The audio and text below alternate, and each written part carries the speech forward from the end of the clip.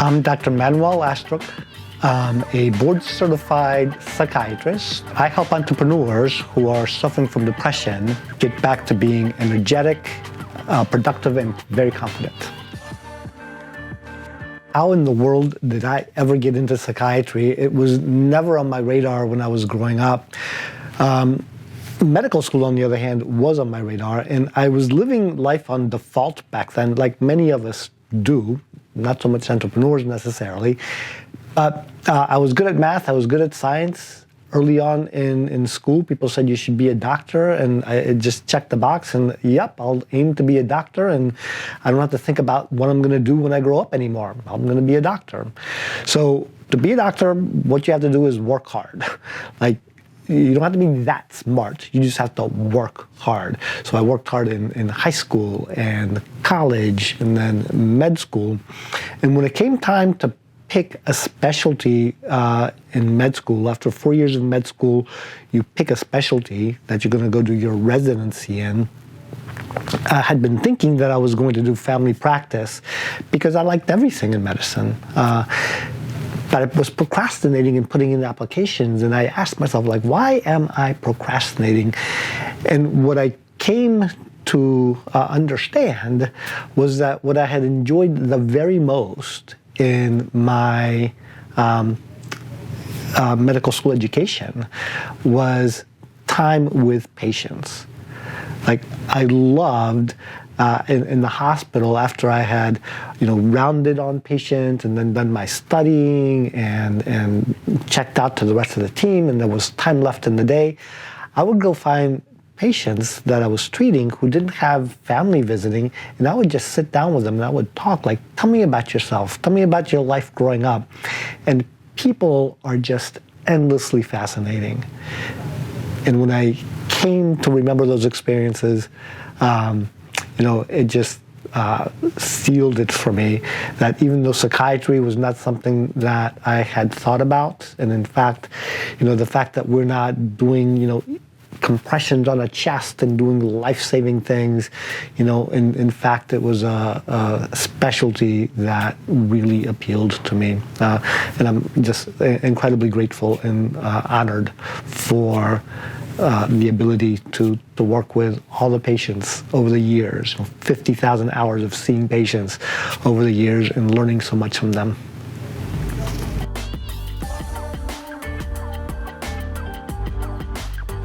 So after 4 years of residency, specializing in psychiatry, when you learn to be a psychiatrist, you finally graduate, and you have to go get a job. You have to go do something.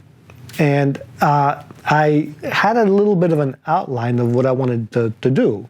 So my goal was that I wanted to be a really excellent psychiatrist. And I thought that the way for that path would be to first work on inpatient psychiatric units. So inpatient is where folks who are having the most difficulty functioning go for treatment. So that's where the most difficult to treat patients, the most acute illnesses are presenting. And I thought I would get really good at my craft and a quick time working on the inpatient unit. And then I would start an outpatient practice, and I would get good at running a little bit of a business, and I would get good working with outpatients. And there was always and I'll probably do something down the road, but I don't know what that is. That was left pretty open-ended. But that's what I did for my career. I started off with inpatient psychiatry. I became the medical director of a small local community mental health unit. And then I transitioned to my private practice. All along the way, I've had an affiliation with Saratoga County Mental Health Clinic. I've been the medical director of Saratoga County Alcohol and Substance Abuse, the outpatient treatment center for Saratoga County Mental Health for substance abuse, for over 20 years. It's hard to believe now how long I've been there, but that's been my career in psychiatry so far.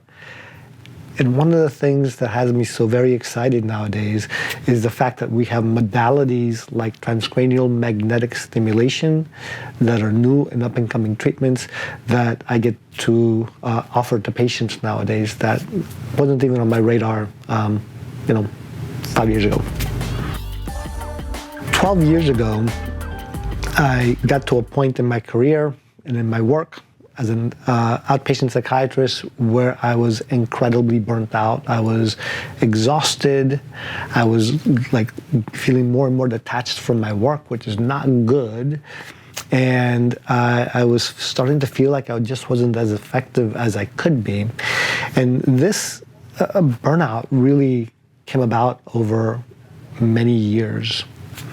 And what ultimately helped me come out of it was a commitment to enjoy the ride no matter what.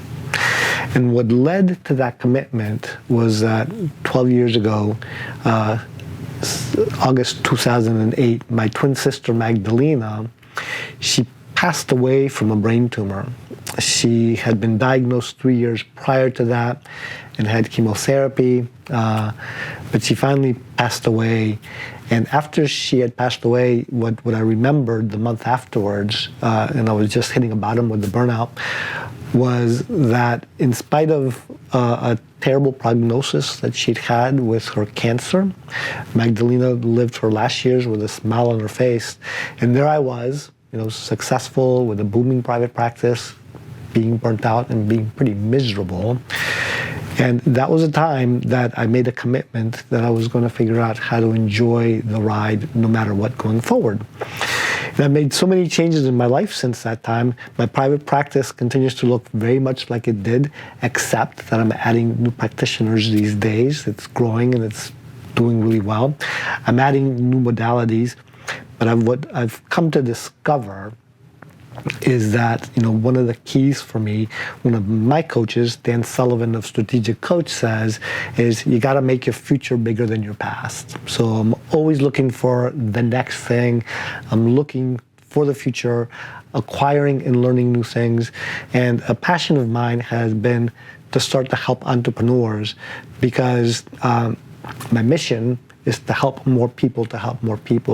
And I find that entrepreneurs, when I help them, the leverage is they're helping their teams and their families, and it exponentially helps to change the world.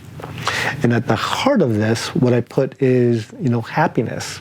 Happiness and flourishing. When we put happiness and flourishing at the center of our lives, that's the engine that drives our success rather than the outcome of success. I like to think of myself as being in a very, very unique position. And I learned this way of thinking from Sam Harris, who's a philosopher and he has a neuroscience PhD.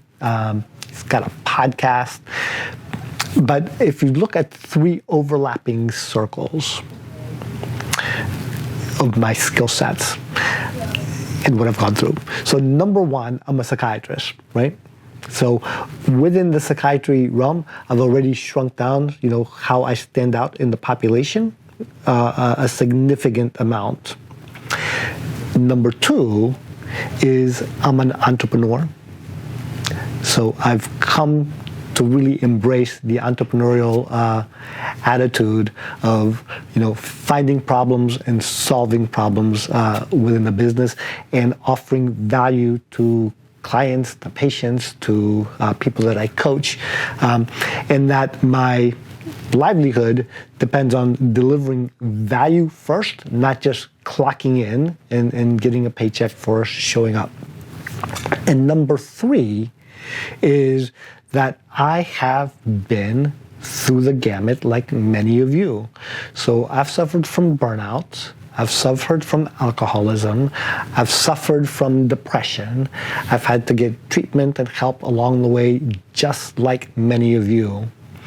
And when you look at those 3 circles and their intersections, there aren't very many people on the planet that have all 3 of those specific issues or things that they've got their career capital in, stuff they've gone through, and things that they do for a living.